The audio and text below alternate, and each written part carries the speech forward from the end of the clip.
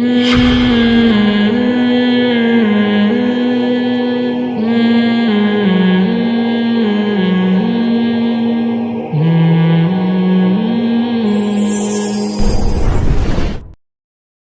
آتینا داود و سلیمان علما. آج دنیا میں یہود کوشش کر رہے ہیں پوری دنیا کو کنٹرول میں لینے کی. اس کی وجہ یہ ہے کہ سب سے قدیم آسمانی مذہب یہودیوں کا ہے اور اللہ نے ان کو بہت بڑی حکومت دی تھی. میں نے بتایا نا کہ دنیا میں جو خاندانی حکومتیں رہی ہیں وہ مذہبی ہی رہی ہیں. 3 مذہبوں نے دنیا میں دادا گیری کی ہے، بدماشی جسے کہتے ہیں، جائز بدماشی. ایک یہود نے کی ہے، پوری دنیا کو فتح کیا انہوں نے. پھر اللہ نے عیسائیوں کو غلبہ دیا، انہوں نے یہودیوں سے سارے علاقے چھین کے ان پہ حکومت کی. پھر اسلام جب دنیا میں آیا تو جو کام پہلے یہودیوں نے کیا تھا پھر ان کے ساتھ عیسائیوں نے کیا، تو پھر عیسائیوں کے ساتھ کس نے کیا؟ مسلمانوں نے. اچھا، کمال کی بات یہ ہے کہ مسلمانوں کی یہودیوں سے لڑائیاں نہیں ہوئی ہیں، بہت کم، صرف نبی کے دور میں تو ہوئی وہ خیبر میں اور بنو قریظہ وغیرہ سے. اس کے بعد بڑی لڑائیاں مسلمانوں کی یہودیوں سے کبھی بھی نہیں ہوئی. سارا ٹاکرا عیسائیوں سے رہا ہے، کیونکہ عیسائیوں نے یہودیوں سے علاقے چھین لیے تھے. تو یہودی پھر رعایا بن کے رہتے تھے، لیکن ان کو اس بات کا غم ہے کہ یہ تو سارا ہمارا حساب کتاب تھا نا. تو قرآن میں اللہ نے بتایا ہے کہ تمہارے جو پیغمبر دنیا میں آئے وہ نیک اعمال کی بنیاد پہ اللہ نے ان کو دنیا میں حکومت دی تھی. تم نے ان کی معیت میں جہاد کیا، وہ جہاد جس کے پیچھے صحیح موٹیویشن ہوتی ہے، اس میں مجاہدین کو ایک پاور ملتی ہے. اور جب جہاد کے پیچھے صرف پیسہ رہ جائے، زمین اور حکومت رہ جائے، تو اس جہاد میں طاقت نہیں رہتی، بلکہ وہ جہاد ہی نہیں رہتا ہے. تو اب یہ لوگ کہتے ہیں ہمارے پیغمبر تھے سلیمان علیہ السلام، داؤد علیہ السلام. تھوڑا سی تاریخ بتا دیتا ہوں نا، پتہ ہی ہوگا لیکن نئے لوگ بھی آتے ہیں. ابراہیم علیہ السلام سے اصل میں تو تاریخ شروع ہوتی ہے نا، جو پیغمبروں کی جو ہمیں ملتی ہے. ویسے تو اس سے پہلے بھی پیغمبر آئے ہیں، لیکن جو اب جو دنیا میں زندہ قومیں ہیں ان کی ہسٹری کہاں سے ملتی ہے ہمیں؟ ابراہیم علیہ السلام. اس سے پہلے کی ہمیں ویسے کتابوں میں تو تھوڑا بہت تذکرہ مل جائے گا، من حیث القوم کوئی قوم نہیں ہمیں نظر آتی اب، کیونکہ وہ مذہب سارے یہودیت میں پہلے چلے گئے، اس کے بعد عیسائیت میں، اس کے بعد اسلام میں. تو ابراہیم علیہ السلام کا زمانہ آج سے تقریباً لگ بھگ 4000 سال پرانا زمانہ ہے. اوپر نیچے ہو سکتا ہے، کوئی پوری کیلکولیشن کسی کی نہیں ہے. تقریباً کتنا ہے؟ 4000 سال پرانا زمانہ. انبیاء آتے رہے تھے آدم علیہ السلام کے. اچھا، آدم علیہ السلام اور ابراہیم علیہ السلام میں کتنا ہے یہ نہیں پتا. اس میں اندازے لگائے جاتے ہیں کہ ہم سے آدم علیہ السلام کا زمانہ 10,000 سال پرانا ہے ہم سے، لیکن یہ کچھ بھی اس میں کوئی رائے نہیں قائم کی جا سکتی، کیونکہ کوئی تاریخ لکھنے والا تو تھا نہیں. وہ زمانے دنیا میں ختم ہو گئی ہیں. اب تو کوئی پرانی لاش ملتی ہے تو سائنسدان تحقیق کرتے ہیں کہ قبل مسیح ہے کہ بعد مسیح ہے. قاف میم لکھا ہوتا ہے نا، اب تو وہ بھی لکھنا چھوڑ دیا لوگوں نے. تو وہ اس سے پہلے کی بڑی بڑی تاریخیں. بہرحال تو ابراہیم علیہ السلام وہ نبی ہیں جن کو اللہ تعالیٰ نے بہت زیادہ نوازا تھا، کیونکہ بت پرست قوم کے خلاف کھڑے ہو گئے تھے. اور پھر ابراہیم علیہ السلام سے اللہ نے وعدہ کیا تھا کہ آپ کی اولاد میں ہم نبوت کو جاری کریں گے. میں کافی لمبی پہلے بتا چکا ہوں، بہت شارٹ کروں گا تاکہ آج ہمارا یہ ٹاپک نہ رہ جائے. تو ابراہیم علیہ السلام کی اولاد میں حضرت اسحاق علیہ السلام پیدا ہوئے، دوسری زوجہ سے اسماعیل علیہ السلام پیدا ہوئے، اور اسحاق علیہ السلام کی اولاد سے پھر 2 زوجہ تھیں، حضرت سارہ اور حضرت ہاجرہ. تو حضرت ہاجرہ سے نبی صلی اللہ علیہ وسلم پیدا ہوئے 2000 سال کے بعد ان کی نسل میں. یعنی ایک ہی پیغمبر پیدا ہوئے حضرت ہاجرہ سے، جو محمد صلی اللہ علیہ وسلم تھے، اور مکہ میں جو ان کی اولاد ٹھہر گئی تھی. اور ادھر جو شام، آپ نا میپ کو پڑھا کریں، میپ کے بغیر بہت سارے قرآن کے واقعات سمجھ میں نہیں آتے. تو مجھے بھی میپ پڑھنے سے سمجھ میں نہیں آتے تھے. جب ٹریولنگ کیے تو ملک بیٹھنا دماغ میں شروع ہوئے، کون سا کنٹری کدھر کو ہے. بہت سی چیزیں پڑھنے سے نہیں آتی، ٹریولنگ سے آتی ہیں. اب میں حیران ہوتا تھا یہ مسلمان فوجیں یورپ کیسے پہنچ گئی تھی یار اس زمانے میں. اب جب میں خود گیا تو مجھے خیال ہو جب میں پہنچ سکتا ہوں تو فوجیں نہیں پہنچ سکتی کیا خیال ہے. لیکن ہمارا ٹریک تو الگ تھا نا, تو وہ پتہ چلا وہ ادھر سے آئی ہیں, افریقہ کی طرف سے. آپ وہ دیکھیں نا نقشہ تو پتہ چلتا ہے, وہ وہاں سے علاقے فتح ہوتے ہوتے ہوتے ادھر سے انہوں نے رائٹ پہ, آگے سمندر تھا تو رائٹ پہ ٹرن مارنا پڑا ان کو, رائٹ پہ ٹرن مارا, اٹلی میں گھسے, اٹلی سے آگے پھر جرمنی تھا, فرانس پہ آگے رک گئے تھے, ورنہ فرانس گیا تھا ہاتھ سے. تو وہ پھر آپس میں ہی بغاوت ہو گئی, آپس میں ہی لڑ پڑے تھے, ورنہ یورپ پہ مسلمانوں کا قبضہ ہو چکا ہوتا. تو لندن گیا تھا, صحیح ہے نا, لندن بھی گیا تھا گوروں کے ہاتھ سے, لیکن ہوا یہ کہ آپس میں پٹا ہو گیا تھا, بغاوت ہو گئی, لڑائیاں ہو گئی دو کمانڈروں کی, تو یورپ کو پھر چھوڑ دیا. پھر آپس میں الحمدللہ ایسا لڑے, آج تک کیا ہو رہا ہے, اللہ کے فضل سے لڑ رہے ہیں الحمدللہ, ہر سطح پہ لڑ رہے ہیں اللہ تعالیٰ. میاں بیوی گھر میں لڑ رہے ہیں, حکومتیں آپس میں لڑ رہی ہیں, دوست سے لڑ رہا ہے, مذہبی اسکالر آپس میں لڑ رہے ہیں. تو اس لڑائی کی وجہ سے غیروں کا بڑا فائدہ ہے, وہ اتحاد کر رہے ہیں. مختلف ملکوں نے کرنسی ایک ایجاد کر لی, ٹھیک ہے نا, پاسپورٹ کی کوئی پابندی نہیں, یورپ نے ایک یونین بنا لی پوری, یہاں سے یہاں جاؤ کوئی مسئلہ نہیں, ادھر جاؤ ادھر جاؤ سب ہمارا ہے, وغیرہ وغیرہ. خیر, تو ابراہیم علیہ السلام کے جو شام میں جو سلسلہ چلا ہے نا, اچھا آج کا جو شام ہے پہلے اتنا نہیں تھا, بلکہ یہ بڑا تھا. تو یہ اس میں فلسطین, اسرائیل, یہ سب علاقے آتے تھے. تو بیت المقدس تھا, وہاں پیغمبروں کا سلسلہ شروع ہوا, ہوتے ہوتے ہوتے آپ کو پتہ ہے کہ اسحاق علیہ السلام کی اولاد میں تھے یعقوب علیہ السلام, ان کا لقب تھا اسرائیل. یعقوب علیہ السلام کا کیا لقب تھا؟ اسرائیل. حضرت اسرائیل جو تھے یعقوب علیہ السلام, ان کے بیٹے تھے یوسف, اور یوسف علیہ السلام مصر چلے گئے. سورہ یوسف میں ہے نا واقعہ, وہ ایک بادشاہ بن گئے مصر کے. تو بنی مصر کا نقشہ دیکھیں آپ, سعودی عرب یعنی مغرب کی طرف, جہاں سورج یہاں ہے نا سعودی عرب, تو سعودی عرب آئے گا پہلے, اس کے بعد مصر آئے گا, اور رائٹ سائڈ پہ ٹرن ماریں گے تو کیا آئے گا؟ اسرائیل آئے گا, فلسطین آئے گا. تو ایسا نہ ہو نکل جائیں یہاں پہ گدھے پہ بیٹھ کے, ایسے نہیں, جہاز سے ٹرن مارنا پڑے گا آپ کو. تو مصر میں جو ہے نا یوسف علیہ السلام, وہاں کی حکومت ان کے ہاتھ میں آئی. مصر بڑا زبردست ملک تھا, ایک بڑی تہذیب, مصر کی تہذیب بہت پرانی ہے اور بڑے اسٹیبل لوگ تھے. تو وہاں پر یوسف علیہ السلام کی حکومت قائم ہو گئی. یوسف علیہ السلام بہت اقلیت میں تھے نا, وہ تھوڑے سے بنی اسرائیل آئے تھے, 90 کے قریب ان کا خاندان تھا. یعقوب علیہ السلام نے شادیاں بہت کی تھیں, اولاد ان کے بہت تھی. اب یہ انہوں نے کی تھی, اب آپ ان سے پوچھیں. تو یعقوب علیہ السلام کی اولاد میں برکت بہت ہوئی ہے. اس غم میں بھی انہوں نے شادی کی ہے جب یوسف علیہ السلام بچھڑ گئے تھے, اس دوران بھی انہوں نے نکاح کیا ہے. تو یہ ان لوگوں کے مسئلے نہیں تھے, یہ ہمارے مسئلے ہیں کہ ایکچولی کر کے نا, وہ کہتے بھائی غم بھی ساتھ ساتھ جھیلتے رہو اور شادیاں بھی ہوتی رہیں گی, بچے بھی ہوتے رہیں گے, قحط بھی پڑا, اولاد پھر بھی ہوتی رہی. سمجھتے ہو؟ تو یہاں تک کہ جب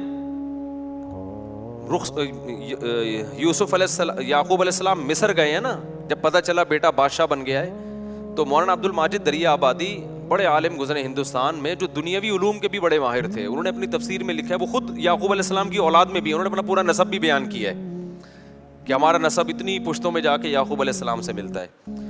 تو انہوں نے یہ لکھا ہے, جو بھی ان کی تحقیق ہوگی, وہ تورات انجیل کے بھی بڑے عالم تھے جو مولانا عبد الماجد دریا آبادی ہے نا, انگلش بھی بڑی اچھی تھی. مولانا شلوری تھانوی رحمۃ اللہ علیہ سے غالباً بیت بھی تھے, وہ بیت تھے, تبھی وہ جگہ جگہ شیخ اور مرشد تھانوی کا لفظ استعمال کرتے ہیں. تو دنیاوی دینی دونوں علوم کے بڑے ماہر تھے, بڑی ریسرچ. انہوں نے لکھا ہے کہ 90 افراد تھے یعقوب علیہ السلام کی, صرف بیٹے, بیٹیاں, بہویں, داماد, یہ ملا کے ٹوٹل کتنے تھے؟ 90. ان کے اکلوتے سربراہ تھے. تو یہ 90 افراد ہجرت کر کے گئے ہیں کہاں؟ مصر کی طرف. یہ سارے بنی اسرائیل تھے. سمجھتے ہو گے نہیں سمجھتے؟ جب یہ وہاں گئے ہیں تو اللہ نے ان کو حکومت دی, لیکن تھے منورٹی میں, اقلیت میں تھے. حکومت تو آ گئی, مصر کی خدمت بہت کی, لوگوں میں ان کی عزت, لیکن ظاہر ہے جب آپ اقلیت میں ہوتے ہیں تو آہستہ آہستہ کمزور ہونا شروع ہو جاتے ہیں. غیر قوموں میں حسد ہوتا ہے کہ یہ دوسرے ملک سے آئے ہوئے, ہم پہ کیوں حکومت کر رہے ہیں, یہ ادھر سے آئے ہوئے لوگ.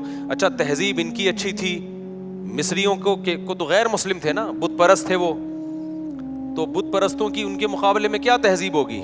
پلہ کس کا بھاری تھا؟ تہذیب کے لحاظ سے ان کا بھاری تھا, لیکن اکثریت میں وہ تھے. تو پھر یہ تھوڑا تھوڑا دین سے دور ہونا بھی شروع ہو گئے. جب دین سے بھی دور ہو رہے ہیں, آپ اقلیت میں بھی ہیں, تو آہستہ آہستہ دوبارہ مصریوں کا غلبہ ہونا شروع, اور قوم پرستی کا نعرہ لگایا گیا. یہ بنی اسرائیلی ہیں, ہم قبطی ہیں, یہ غیر ہیں, یہ حالانکہ بھائی غیر ہیں, لیکن انہیں تمہیں بنایا کتنا ہے؟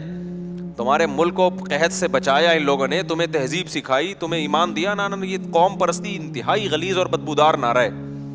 کتا گلی میں دوسرے کتے کو برداشت نہیں کرتا, بلی برداشت کر لے گی. بلی تھوڑی سی غیرت مند ہوتی ہے, کتا جو ہے نا اتنا وفادار ہو کے بھی ہے کتا ہی وہ. اسلام یہ نہیں کہتا کہ یہ اتنا وفادار ہے تو اب اس کو کتا مت کہو, کہنا کیا پڑے گا اس کو, کتا ہی کہنا پڑے گا. وجہ اس کی ہے کہ اس میں کچھ بہت بری خصلتیں بھی ہیں.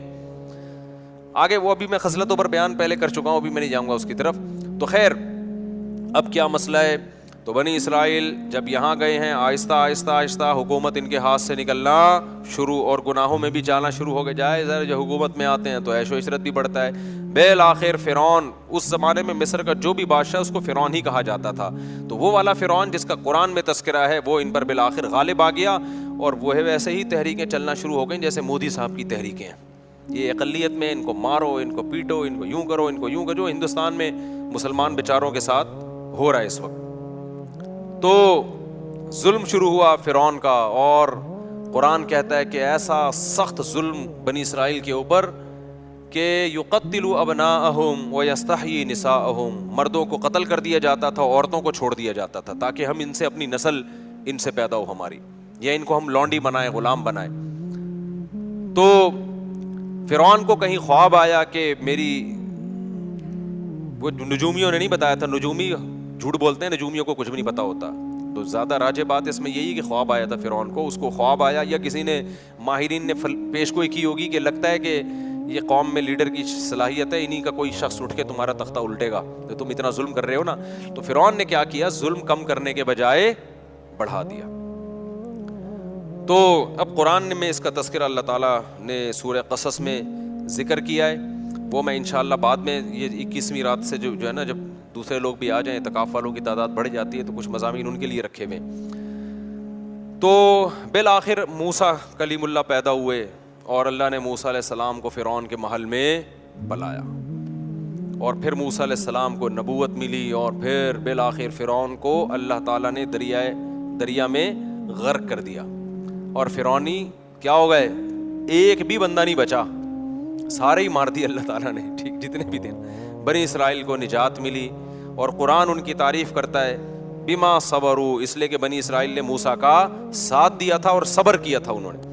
لیکن تھے بہرحال نالائق, صبر بھی کرتے تھے, تکلیفیں بھی دیتے تھے. پھر بنی اسرائیل کو حکم ہوا کہ اب تو تمہارا اصل وطن ہے فلسطین, ارض شام, وہاں تم موسیٰ علیہ السلام کی قیادت میں اب جہاد کرو. یہ تو اللہ نے فرعون کو خود ہی ٹھکانے لگا دیا, اب ہر جگہ اللہ خود سے کام نہیں کرے گا, کچھ تم کو بھی تلوار اٹھا کے کرنا پڑے گا. یہاں تو ویسے بھی ان کے پاس طاقت ہی نہیں تھی, منورٹی میں تھے نا, کیا لڑتے یہ.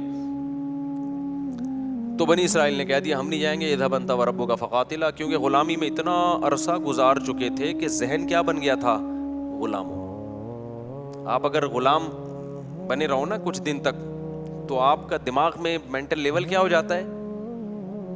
جو لوگ بچوں میں زیادہ رہتے ہیں نا, تھوڑے دنوں میں بچکانہ حرکتیں شروع کر دیتے ہیں. صحبت کا بہت گہرا اثر ہوتا ہے, خوب سمجھ لو. اگر آپ پڑھے لکھے لوگوں میں بیٹھو گے تو آپ کیا بن جاؤ گے, سنجیدہ, سیریس ہو جاؤ گے. آپ اگر ہر وقت مسخروں کے ساتھ بیٹھو گے تو چھچھورے بن جاؤ گے. آپ سنجیدگی آپ میں سے ختم ہو جائے گی. آپ علماء, بزرگوں, صلحاء کے ساتھ بیٹھو گے, اللہ کی محبت آپ کے اندر پیدا ہو جائے گی. دنیا پرستوں میں ہر وقت بیٹھو گے, جو ہر وقت مال و دولت کی باتیں کرتے ہیں, اتنی گاڑی, اتنے پیسہ, بحریہ ٹاؤن, فلانا, آپ کی نظر میں دنیا کی ہوس اور لالچ پیدا ہو جائے گی. یہ انسان کی نیچر ہے. تو اچھے لوگوں کے ساتھ بیٹھا کرو. سمجھتے ہو آج ہمارا مرغا مرغی جو ہے نا, ایک دیسی ہیں, وہ ہر وقت دہشت گردی. ایک فینسی بھی ہمارے پاس تھائی لینڈ کی نسل, وہ مرغا بھی بڑا تمیز کا اور مرغی بھی بڑی تمیز کی. ہمارے ایک پٹھان دوست ہیں, آج ان کو میں لے کر گیا اپنے پنجرے میں, انہوں نے کہا ان پورے پنجرے میں نا, آپ کے کیج میں پڑھے لکھے یہی لگ رہے ہیں, یہ دو مرغے. مجھے ان کا تبصرہ بڑا اچھا لگا. انہوں نے کہا یہ جو مرغا مرغی ہے نا, اس پورے پنجرے میں مجھے صرف یہ دو پڑھے لکھے لگ رہے ہیں, باقی سارے ان پڑھ اور جاہل. وجہ اس کی ہے کہ وہ ہر ایک دوسرے کو جب کوئی موقع ملے, وہ کوئی نیا بندہ آئے اس کو چھیڑ رہا ہے. وہ کہا پڑھے لکھے صرف یہ لگ رہے ہیں. میں نے کہا یہ پٹ رہے ہیں سب سے زیادہ یہاں پہ. اچھا خیر, تو میں نے کہا اب یہ پڑھے لکھے ہیں, یہ بھی ان کے ساتھ رہ کے ان پڑھ نہ بن جائیں. تو اب مسئلہ کیا ہے, تو اللہ تعالیٰ نے بنی اسرائیل کو حکم دیا, بنی اسرائیل نے جہاد نہیں کیا, اللہ کو غضب آیا, اور موسیٰ علیہ السلام نے بد دعا بھی کی اور اللہ نے کہا بھی یہ زمین ان پر حرام ہے. 40 سال تک وادی تیہ میں اسی طرح سے یہ تڑپتے رہیں گے. 40 سال تک وہیں موسیٰ علیہ السلام کا انتقال بھی ہو گیا اور وہ 40 سال تک وادی تیہ میں بہکتے رہے. پھر اس کے بعد نئے پیغمبر آئے اور پھر اس کے بعد نئے پیغمبر کی معیت میں انہوں نے جہاد کیا. جب انہوں نے جہاد کیا تو قرآن نے اس کا بھی واقعہ اللہ تعالیٰ نے قرآن میں بیان کیا ہے سورہ بقرہ میں. تو جب ان کا جہاد ہوا ہے نا تو ان کی فوج, ان کے جو کمانڈر تھے ان کا نام تھا طالوت. وہ پیغمبر ہی نے ان کو بنایا تھا کمانڈر, وقت کے نبی نے, لیکن وہ غریب تھے. بنی اسرائیل نے اس پہ بھی اعتراض کیا, غریب آدمی ہمارا امیر کیوں بن رہا ہے؟ تو ان کو بتایا گیا بھائی اس کے پاس نالج زیادہ ہے اور صحت اچھی ہے. کمانڈر کے لیے پیسہ ہونا ضروری نہیں ہے, نالج, جنگ لڑنے کا تجربہ زیادہ ہو. دیکھو اللہ تعالیٰ دنیا کو اسباب سے چلاتے ہیں. علماء نے بیان کیا ہے جنگ کے کمانڈر بنانے کے لیے یا ملک کا صدر وزیر اعظم بنانے کے لیے 2 بندے ہیں آپ کے پاس. ایک بہت نیک ہے, نالج اور تجربہ نہیں ہے اور اس کو پتہ نہیں ہے کیا کرنا ہے, اور ایک برا ہے لیکن اس کے پاس ایکسپیرینس ہے, صلاحیت ہے. تو برے کو بنایا جائے گا, نیک کو نہیں بنایا جائے گا. بات نہیں آ رہی سمجھ میں؟ جب میں یہ بات لوگوں کو بتاتا ہوں لوگ کہتے ہیں یار یہ کیا بات ہے, تقوی کی تو بڑی اہمیت ہے. میں ان سے کہتا ہوں مجھے ایک بات بتاؤ, آپ جب گھر میں ڈرائیور رکھتے ہو گاڑی چلوانے کے لیے, ایک بندہ ہے تہجد گزار ہے, تبلیغ سے حضرت جیسے 4 مہینے لگا رہے ہیں ماشاءاللہ, کتنے وقت کے لیے نکلے ہوئے ہیں حضرت آپ؟ سالانہ چلہ, ماشاء اللہ ماشاء اللہ. تو وہ بھی سالانہ چلے کے لیے نکلا ہوا تھا, ابھی تازہ چلہ لگا کر آئے, لیکن وہ گاڑی چلانی نہیں آتی. دوسرا گٹکا بھی کھاتا ہے, پان بھی کھاتا ہے, چرس بھی پیتا ہے, لیکن گاڑی چلانا اس کو آتی ہے. تیسرا کوئی آپشن آپ کے پاس نہیں ہے, تو ڈرائیور کس کو بناؤ گے آپ؟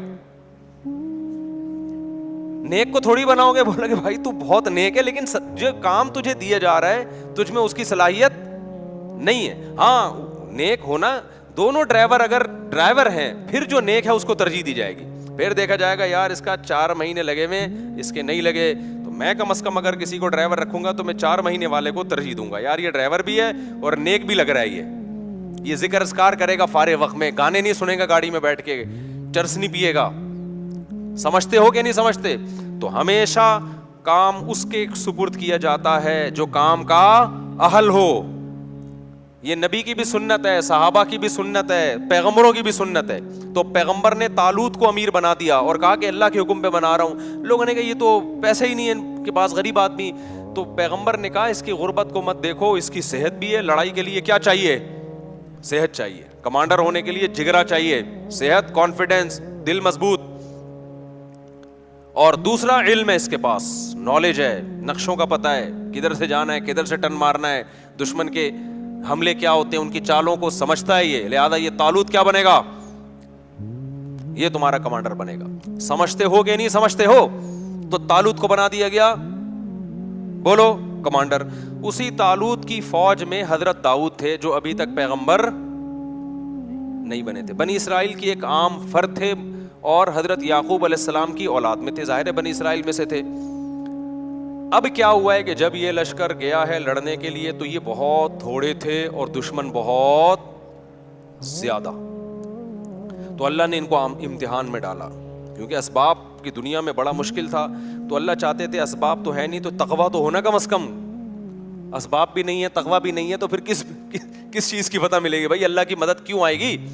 افغانستان میں طالبان نے امریکہ کو بھگا دیا نا, تو اسباب تو نہیں تھے, لیکن اس اسباب کی تلافی کس چیز نے کی ہے؟ اللہ کے خوف نے, آخرت کی لالچ نے. تو دونوں ہی چیزیں نہ ہوتی تو پھر پلڑا کس کا غالب تھا؟ اللہ کہتا ہے وہ بھی ایسے ہی, تم بھی ویسے ہی, تو پاور تو اس کے پاس ہے, تو تمہیں کس بات کی میں فتح عطا کروں؟ سمجھتا نہیں ہے نا بات کو. تو دونوں ہی چیزیں اگر مارکیٹ سے شارٹ ہوں تو پھر میرے بھائی گھر پہ آرام سے بیٹھ کے اللہ اللہ کرنا چاہیے, بڑے بڑے کاموں کا نہیں سوچنا چاہیے. تو خیر اب کیا تھا, اللہ میاں نے ان کو آزمایا کہ ان کا تقویٰ چیک کرنا ہے. تو پیغمبر نے ان کو بتا دیا, طالوت کو بتا دیا, اور طالوت نے پھر لوگوں کو بتا دیا کہ بھائی دیکھو یہ پانی آئے گا, نہر آئے گی, شدید پیاس لگے گی, لیکن اس نہر سے پانی پینا نہیں ہے, برداشت کرنا ہے اللہ کے لیے. جس نے پانی پی لیا تو اس کا مجھ سے کوئی تعلق نہیں ہے, جو پانی نہیں پئیں گے وہ میرے ہیں. یہ بڑی آزمائش تھی. قرآن کہتا ہے بنی اسرائیل میں اکثر نے پانی پی لیا. اکثر نے کیا کر لیا؟ پانی پی لیا. گناہ کیا, اللہ کی نافرمانی کی, اس کا نتیجہ یہ نکلا آخر جو دشمن جو تھا نا اس کے کمانڈر کا نام تھا جالوت, وہ بڑا پاورفل آدمی, اس کے پاس بڑی فوج تھی. تو اس گناہ کی نحوست یہ ہوئی کہ جن نے پانی پیا انہوں نے کہہ دیا کہ ہم میں اس سے لڑنے کی طاقت نہیں, ہمارے حوصلے پس بھائی, یہ بہت بڑی جماعت ہے, ہم نہیں لڑ سکتے, نکلو بھاگو. اس سے کیا پتہ چلتا ہے, جہاد میں, جنگ میں گناہ جو ہے نا, اللہ کی نافرمانی, اس کی نحوست پڑتی ہے. صرف جہاد میں نہیں, جو بھی بڑے کام ہے نا, حوصلے والے کام, وہ حوصلے والے کام گناہگار لوگ نہیں کر پاتے, وہ پرہیزگار لوگ کر پاتے ہیں. خدا کا خوف ہوتا ہے نا, گناہ سے بچتا ہے, اس کی ایک الگ سے موٹیویشن ملتی ہے انسان کو, حوصلہ ملتا ہے اللہ کی طرف سے. گناہگار لوگوں کے حوصلے کیا ہوتے ہیں, پست. وہ مشکل موقعوں پہ پتلی گلی سے بول لیا کرو نا زبان سے, یار نکل جاتے ہیں. جب مشکل موقع آئیں گے نا, نکل لے گا پتلی گلی سے. تو انہوں نے بھی یہی کیا. وہ اب اور مشکل ہو گئی, جنہوں نے پانی نہیں پیا تھا وہ کیا تھے, بہت تھوڑے, وہ اور تھوڑے رہ گئے. ان کے تو حوصلے پست ہو گئے. لا طاقت لنا اليوم بجالوت وجنودی, ہم میں جالوت اور اس کے لشکر سے لڑنے کی پاور نہیں ہے. اب ہونا کیا چاہیے تھا کہ جو تھوڑے سے رہ گئے تھے وہ اپنے کمانڈر طالوت سے جا کے کہتے کہ حضرت ہم تو پورے لشکر کو دیکھ کے آئے تھے کہ یہ سب لوگ ہمارے ساتھ ہیں, جب آدھے سے زیادہ لوگوں نے حوصلے پست ہو گئے ہیں تو کائنڈلی اب ہمارا لڑنا بنتا نہیں, اب ہمیں بھی یہ مروائیں گے, لہذا اب ہم اکٹھے کیا کرتے ہیں, یہاں سے واپس چلتے ہیں, عزت اسی میں. لیکن نہیں, انہوں نے گناہ کیا تھا نا, اس کی نحوست, انہوں نے نیکی کی تھی, پیاس کے باوجود پانی نہیں پیا. یہ تعویل نہیں کی کہ یار پانی پیئیں گے تو لڑیں گے نا, نہیں بھائی, جب اللہ نے کہہ دیا پیاسے لڑو تو بس اللہ فتح دے گا اسی میں. تو تقویٰ تھا تو اس کی برکت ان کے حوصلے پست ہونے کے بجائے بڑھ گئے. انہوں نے کہا تھوڑے سے ہیں, لڑیں گے انشاءاللہ. اور پھر کہنے لگے, جو نہیں لڑنا چاہ رہے تھے, پست ہو گئے تھے ان کے حوصلے, ان کو بھی حوصلہ دلانے لگے. کم من فئۃ قلیلۃ غلبت فئۃ کثیرۃ باذن اللہ. بھائی تاریخ اٹھا کے دیکھو کتنی مرتبہ ایسے ہوا ہے, بہت تھوڑی تھوڑی جماعتوں کو اللہ نے بڑی بڑی جماعتوں پہ غلبہ دیا ہے, اور اللہ صبر کرنے والوں کے ساتھ ہے. ان کمبختوں کی سمجھ میں آیا نہیں آیا, اس سے تاریخ کیا ہے, خاموش. پھر قرآن کہتا ہے جب مقابلہ شروع ہوا ہے نا, تو اتنا بڑا لشکر اور ادھر تھوڑے سے لوگ جو اور تھوڑے سے ہو گئے تھے, ان کو اندازہ ہو گیا کہ اسباب کی دنیا میں ہم میں اس لشکر سے لڑنے کی طاقت نہیں ہے, اب اللہ ہی مدد کرے گا. تو کیا دعا مانگ رہے ہیں, دعا بڑی خاندانی ہے, مجھے بڑا مزہ آتا ہے یہ دعا میں, بڑی خاندانی دعا. دیکھو وہ یہ دعا بھی مانگ سکتے تھے, ربنا اجعلنا صابرن, اے اللہ ہمیں صابرین, ہمیں کیا بنا دے, صابر بنا دے, ہمیں فتح دے دے. یہ بھی کہہ سکتے تھے نا, ہمیں اس لشکر پہ کیا دے دے, فتح دے دے, ہمیں صبر کرنے والا بنا, بھاگنے سے بچا. نا نا نا نا, ان کو پتا تھا صبر سے کام نہیں چلے گا. ربنا افرغ علینا صبرا, اے اللہ صبر کی بالٹیاں انڈیل دے ہمارے اوپر, تھوڑا صبر نہیں چاہیے ہمیں, بہت بڑا لشکر ہے, ہمارے قدم کیا ہوں گے, اکھڑیں گے. آسمان سے نا افراغ کہتے ہیں, جیسے بالٹی میں پانی ہو نا, وہ آپ نے خالی کر دی, یوں کر کے انڈیل دیا, تو وہ کیا ہو گئی, خالی ہو گئی, پوری بالٹی آپ نے انڈیل دی. افرغ علینا صبرن, یہ بلاغت ہے, صبر کی کوئی بالٹیاں تھوڑی اوپر سے نازل ہوں گی, سمجھانے کے لیے کہ ایسے صبر دے جیسے صبر کی ہمارے اوپر بالٹیوں کی پورے نہا جائیں ہم صبر کے اندر. اتنا طاقتور صبر چاہیے اس لشکر سے لڑنے کے لیے ہمارے اندر. جب تک تو ایسا صبر نہیں دے گا ہم نہیں لڑ سکتے, تو ہمیں ایسا صبر چاہیے. تو نیت بھی کر رہے تھے نا, لڑیں گے ہم. افرغ علینا صبرا وثبت اقدامنا, اور ہمارے قدموں کو جما دے, پیچھے نہ ہٹیں ہم. وانصرنا علی القوم الکافرین, اور ان کافروں پر ہماری مدد کر. پہلے صبر مانگا ہے, پھر کیا مانگی ہے, مدد. کہ ہمارے جو کرنے کا کام ہے نا, اے اللہ پہلے وہ تو ہو جائے. ہم جو اللہ سے مدد مانگ رہے ہوتے ہیں کہ اے اللہ میں بھاگ جاؤں پھر بھی کیا ہو, ہماری مدد ہو. نہیں آئی بات سمجھ میں, اے اللہ میں شادی نہ کرنا چاہوں پھر بھی میری 4 شادیاں ہو جائیں. ہمارے جامع میں ایک استاذ ہیں, وہ ایسے لیٹے ہوئے رہتے تھے نا, اکثر ایسے لیٹے رہتے تھے کہ ارے یار تم 2-3 دن تمہیں پتہ نہیں کہاں سے رشتے مل جاتے ہیں, میں تو مجھے کوئی رشتہ ہی نہیں مل رہا. میں نے کہا میں تو جب بھی آتا ہوں آپ یہاں بیٹھے ہوتے ہیں یوں ٹیک لگا کے نا ایسے. میں نے کہا ایسے تو پہلا نہیں ملتا میرے بھائی اس زمانے میں. کوئی ہلو جلو, کچھ سفر کرو, کوئی رشتوں کا پیغام بھیجو, کوئی پٹو, کوئی بدنامی مولو, اس کے بعد جا کے نہ ہوتا ہے نہ رکھا جاتا ہے, رکھنے میں بھی پھر قربانیاں دینی پڑتی ہیں. تو ہم یہ چاہتے ہیں کہ ہم کچھ نہ کریں اور ساری مدد کس کی طرف سے آئے؟ اللہ کی طرف سے. بے روزگار آدمی کر کیا رہا ہوتا ہے؟ وظیفے پڑھ رہا ہوتا ہے. ابے بھائی تو صبح اٹھ کے جا, روزگار تلاش کر, تو محنت کر, پھر اللہ سے دعائیں بھی مانگ. خود دھیلے کا نہیں کرے گا. لڑائیاں گھروں میں ہو رہی ہیں, اس لڑائی پہ غور کر کے کہ اس کی ریزن کیا ہے, لڑائی کیوں ہو رہی ہے. میرے اندر خرابی ہے تو میں اس خرابی کو ٹھیک کروں, اس کے اندر خرابی ہے تو اس کی اصلاح کی کوشش کی جائے, اس کے بعد اللہ سے دعا مانگی جائے. اس خرابی کی اصلاح کی کوئی کوشش نہیں کرتا اور ڈائریکٹ وظیفوں پہ آئے ہوئے ہوتے ہیں. سیٹ کس پہ ہو گئے ہیں؟ اولاد آپ کی بگڑ رہی ہے, تھوڑا سا ٹائم نکال کے غور کرو, یار میری کوئی خرابی تو نہیں ہے جس کی وجہ سے بچے بگڑ رہے ہیں. کہیں میرے اندر تو کوئی خرابی نہیں ہے, میں نے ٹائم نہیں دیا ان کو, ان کی تربیت کی, محبت سے کوشش نہیں کی. آپ نے پوری کوشش کی پھر بگڑے تو اللہ سے دعا مانگے. اپنا کوئی ذمہ داری پوری نہیں کرنی اور ڈائریکٹ ڈال کس پہ دینا ہے؟ آپ کو فالج ہو گیا, یار اللہ تعالیٰ نے مجھے آزمائش میں ڈالا, میری کوئی ٹیکنیکل مجھ سے خطا تو نہیں ہوئی جس کی وجہ سے مجھے فالج ہوا ہے. میں روزانہ 6 انڈے کیوں کھا رہا تھا, میں گائے کا گوشت کیوں کھا رہا تھا, میں اتنی چینی کیوں کھا رہا تھا, میں کر کیا رہا تھا, میں جو اتنی خوراک بنتی ہے صبح شام پھوڑے جا رہے ہیں اور پھر اس کے بعد دھماکے کے ساتھ پھٹ پھٹا کے کیا ہو جاتے ہیں؟ ہلاک ہو جاتے ہیں. پھر لوگ کہتے ہیں اللہ کی یہی مرضی تھی, اللہ کی یہی مرضی تھی اس قسم کے لوگوں کے ساتھ, ٹھیک ہے نا, کہ وہ اسی طرح پھٹیں. ہاں کچھ ہوتے ہیں احتیاط کر رہے ہوتے ہیں پھر بھی اٹیک ہو جاتا ہے, وہ اللہ کی مرضی ہے. تو اپنا کام میرے بھائی پورا کرنا ہے, پھر بھلے پھٹ بھی جاؤ اور آدھا اللہ نہ کرے کسی کو فالج ہو, کچھ بھی ہو, پھر چلو اللہ کی طرف سے صبر کی توفیق بھی ملتی ہے. تو ہمارے یہاں ایسا کچھ بھی نہیں ہے, سارے الٹے کام کر کے پھر ڈالتے کس پر ہیں؟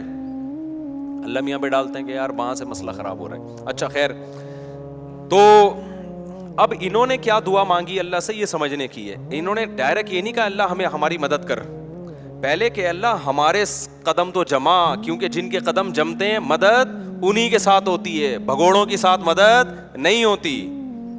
تو پہلے اللہ جو ہماری ذمہ داری ہے نا وہ ہم سے پوری ہو جائے, ہم بھی نیت کر رہے ہیں تو بھی توفیق دے. اور قدم جمنے سے پہلے کیا ہے, جن کو صبر کی توفیق نہیں ملتی ان کے قدم نہیں جمتے, تو ہمیں صبر کی توفیق بھی چاہیے. اور نمبر 2, صبر بھی معمولی نہیں, صبر کی بالٹیاں ہمارے اوپر انڈیل دے. پھر آخر میں کہہ رہے ہیں کہ وانصرنا علی القوم الکافرین, ان کافروں پر ہماری مدد کر. تو بڑے جگر سے لڑے نا وہ لوگ, اور لڑنے کے بعد قرآن کے الفاظ ہیں, اسی لشکر میں ایک داؤد بھی تھے. ایک تو ان تھوڑے سے لوگوں کا اتنے بڑے لشکر سے لڑنا یہ اللہ کی رضا کے لیے. پھر ایسے موقع پہ ہر آدمی کی کوشش ہوتی ہے میرا ٹاکرا کمزور کے ساتھ ہو, کیا خیال ہے, تاکہ میں کم از کم سیو سائڈ پہ رہوں. 2-4 پتلے پتلے لوگوں کو میں ڈیلیٹ کر کے آ کے طالوت کو بتاؤں گا کہ میں نے 6 بندے مارے, میں نے اس لڑائی میں 8 بندے مارے. ایسے باریک باریک میں لوگوں کو کیا کروں گا, تلاش. لیکن جو حضرت داؤد تھے انہوں نے کس کو ہدف بنایا؟ کمانڈر جالوت کو. ظاہر ہے وہ سب سے زیادہ پاورفل تھا, تو ہدف کس کو بنا رہے ہیں کہ میرا ٹاکرا کس سے ہوگا؟ جالوت سے ہوگا.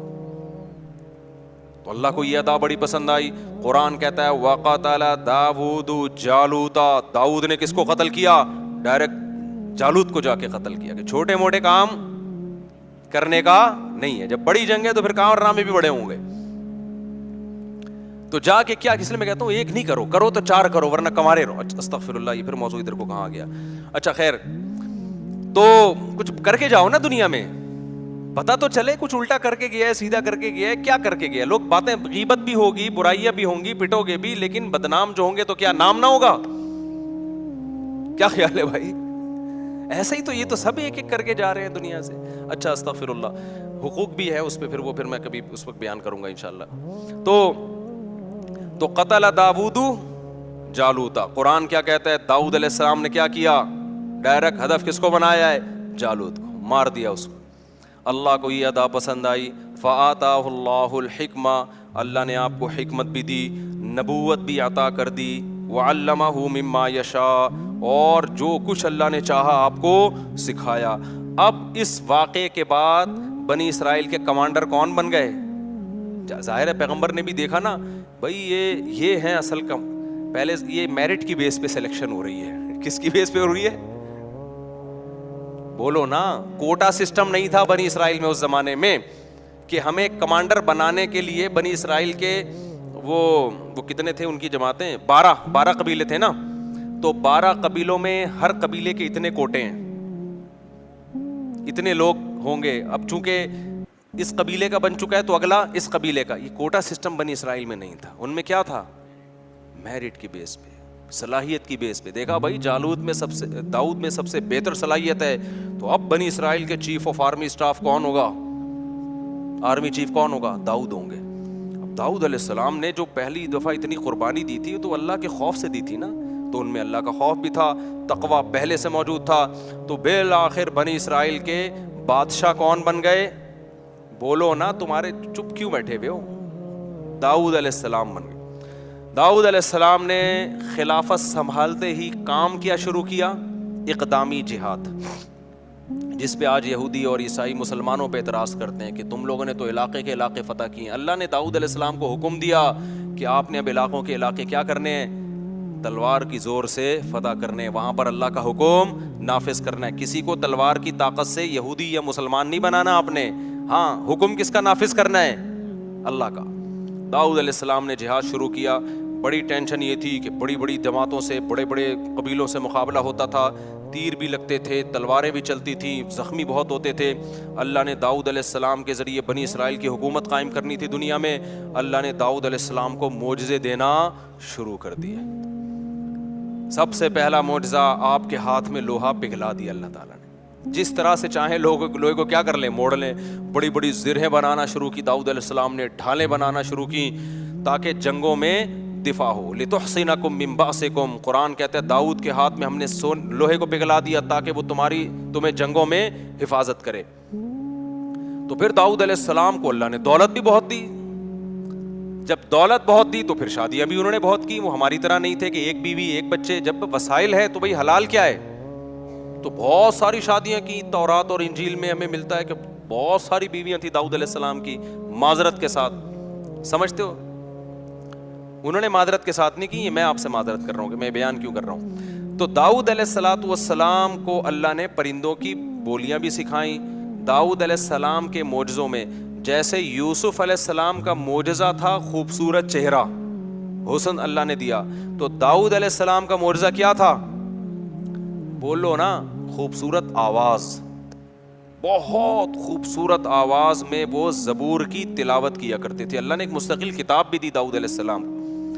ایسی زبردست تلاوت ہوتی تھی, اور جب اللہ کا ذکر کرتے لا الہ الا اللہ کا, تو پہاڑوں سے بھی لا الہ الا اللہ کی آوازیں آنا شروع ہو جاتی. یا جبال اوبی معہ والطیر, پرندے آپ کے سر پہ جمع ہو جایا کرتے تھے. وہ زبور کی تلاوت بھی سنا کرتے تھے اور آپ کی آواز سے بھی محظوظ ہوا کرتے تھے. پھر داؤد علیہ السلام عبادت گزار, ایک طرف دن میں کمانڈر ہیں اور رات میں کیا ہیں؟ پوری رات عبادت کرتے تھے. ایک دن روزہ, پوری زندگی داؤد علیہ السلام کی ایسے گزری ہے, ایک دن روزہ ایک دن ناغا, ایک دن روزہ ایک دن ناغا. حدیث میں آتا ہے سب سے بہترین روزہ داؤد کا روزہ تھا. پوری زندگی ایسے کیا, ایک دن روزہ ایک دن ناغا. اگر ہمارے کوئی ڈاکٹر صاحب اس زمانے میں ہوتے تو ڈاکٹر صاحب کیا کہتے داؤد علیہ السلام سے, کیونکہ آپ نے ایکچولی لڑنا بھی ہے, آپ کی بیویاں بھی اتنی ساری ہیں, تو آپ ایسا کریں کہ صبح ناشتے میں آپ یہ لیا کریں. ناشتہ بہت ضروری ہے داؤد علیہ السلام, ناشتے کے بغیر زندگی بولو نا نہیں ہو سکتی. ایکچولی کچھ نہ کچھ ناشتہ ہونا چاہیے.